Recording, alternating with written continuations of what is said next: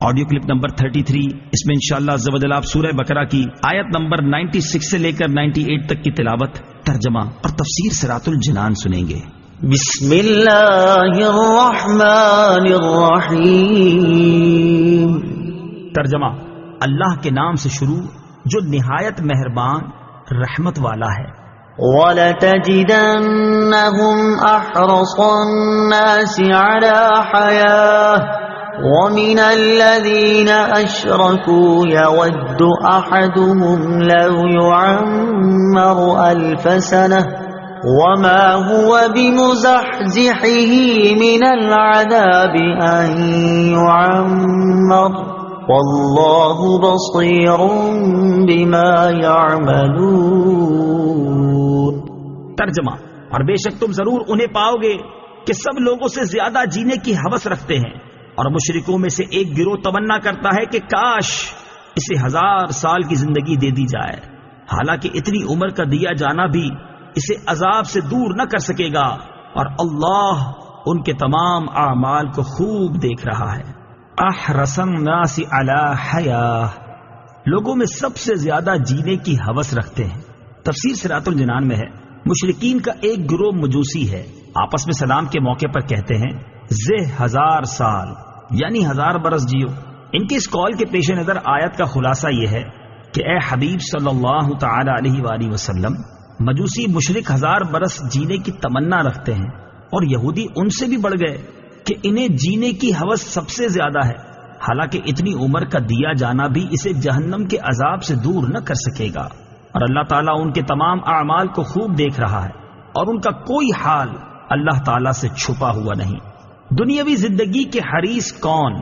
یاد رہے کہ کفار دنیاوی زندگی پر حریص ہوتے ہیں اور موت سے بہت بھاگتے ہیں، جبکہ مومن کی شان یہ ہے کہ وہ اگر زندگی چاہتا ہے تو صرف اس لیے کہ زیادہ نیکیاں کرے، آخرت کا توشہ جمع کرے، اور آخرت کا زاد راہ جمع کرنے کے لیے زندگی چاہنا اچھا ہے کہ یہ زندگی کی ہوس نہیں بلکہ آخرت کی تیاری ہے۔ نیز لمبی عمر اور زیادہ مال اللہ تعالیٰ کے راضی ہونے کی علامت نہیں، بلکہ یہ تو بعض اوقات وبال کا ذریعہ بن جاتے ہیں۔ حضرت ابو بکرہ رضی اللہ تعالیٰ عنہ فرماتے ہیں کہ ایک شخص نے عرض کی، یا رسول اللہ صلی اللہ تعالی علیہ وآلہ وسلم، لوگوں میں سب سے بہترین کون ہے؟ ارشاد فرمایا، جس کی عمر لمبی ہو اور عمل نیک ہو۔ اس شخص نے پھر عرض کی، لوگوں میں سب سے برا کون ہے؟ ارشاد فرمایا، جس کی عمر لمبی ہو اور عمل برا ہو۔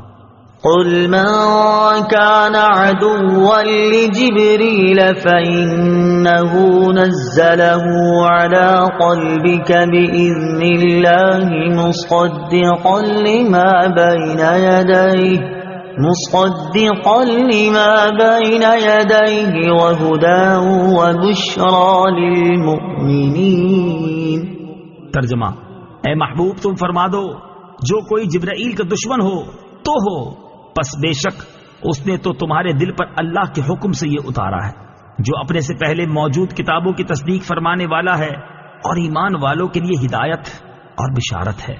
من کان عدوا، جو دشمن ہو۔ تفسیر صراط الجنان میں ہے، شان نزول، یہودیوں کے گروہ نے حضور سید المرسلین صلی اللہ تعالی علیہ وآلہ وسلم سے کہا، آپ کے پاس آسمان سے کون فرشتہ آتا ہے؟ نبی اکرم علیہ الصلوۃ والسلام نے ارشاد فرمایا، میرے پاس حضرت جبرائیل علیہ الصلوۃ والسلام آتے ہیں۔ ابن سوریہ یہودی پیشوا نے کہا، وہ ہمارا دشمن ہے، عذاب، شدت اور زمین میں دھسانا وہی اتارتا ہے، اور پہلے بھی کئی مرتبہ ہم سے دشمنی کر چکا ہے۔ اگر آپ صلی اللہ تعالی علیہ وسلم کے پاس حضرت میکائیل آتے تو ہم آپ صلی اللہ تعالی علیہ وسلم پر ایمان لے آتے۔ یہودیوں کی یہ بات سراسر جہالت تھی، کیونکہ حضرت جبرائیل علیہ الصلوۃ والسلام تو جو چیز بھی لائے وہ اللہ تعالیٰ کے حکم سے تھی، تو حقیقت میں یہ اللہ تعالیٰ سے دشمنی تھی۔ بلکہ اگر یہودی انصاف کرتے تو حضرت جبریل امین علیہ الصلوۃ والسلام سے محبت کرتے اور ان کے شکر گزار ہوتے کہ وہ ایسی کتاب لائے جس سے ان کی کتابوں کی تصدیق ہوتی ہے۔ ما كان عدوا لله وملائكته ورسله وجبريل وميكال فإن الله عدو للكافرين۔ ترجمہ، جو کوئی اللہ اور اس کے فرشتوں اور اس کے رسولوں اور جبرائیل اور میکائیل کا دشمن ہو تو اللہ کافروں کا دشمن ہے۔ من کان عدوا، جو کوئی دشمن ہو۔ تفسیر صراط الجنان میں ہے، اس سے معلوم ہوا کہ انبیاء کرام علیہ الصلوۃ والسلام اور فرشتوں سے دشمنی کفر اور غضب الہی کا سبب ہے، اور محبوبان حق سے دشمنی خدا عز و جل سے دشمنی کرنا ہے۔ حضرت جبریل امین علیہ الصلوۃ والسلام انبیاء کرام کے خادم ہیں، ان کا دشمن رب تعالی کا دشمن ہے۔ یہ بھی معلوم ہوا کہ ایک فرشتے سے عداوت سارے فرشتوں سے عداوت ہے۔ یہی حال انبیاء کرام علیہ الصلوۃ والسلام اور اولیاء العظام رحمۃ اللہ تعالی علیہم سے عداوت رکھنے کا ہے۔ بخاری شریف کی حدیث ہے، حضرت ابو ہریرہ رضی اللہ تعالی عنہ سے روایت ہے، حضور اقدس صلی اللہ تعالی علیہ وآلہ وسلم فرماتے ہیں کہ اللہ تعالیٰ نے فرمایا جو میرے کسی ولی سے دشمنی کرے اسے میں نے لڑائی کا اعلان کر دیا۔